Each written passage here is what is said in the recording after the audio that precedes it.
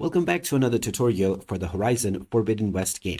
In this video, I'm going to show you how you can enable or disable your subtitles within this game. So let's get started right away. First of all, open up the Horizon Forbidden West game on your device, and you may continue playing from wherever you last left off.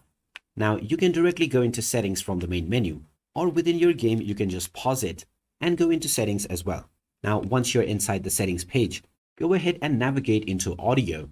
And this is where you will find your subtitle section. You have the option to enable or disable your background, and you can also change your subtitle size between standard, large, and extra large. At the very beginning, you will find the display subtitle section, which by default will be turned on. So you have the option to either enable or disable this. So just choose off if you want to disable, and now press the back button, which will save your changes. After this point on, you will not see any subtitles within your game. And if you wish to once again change this setting in the future, follow the same steps. Pause your game, go into settings, and then from the audio tab, you can once again enable your subtitles. So there you have it. That is how easy it is to enable or disable subtitles on the Horizon Forbidden West game. If you find this video helpful, make sure to hit that like button and subscribe to our channel for more helpful tips and tutorials. Thanks for watching, and I will see you again in the next one.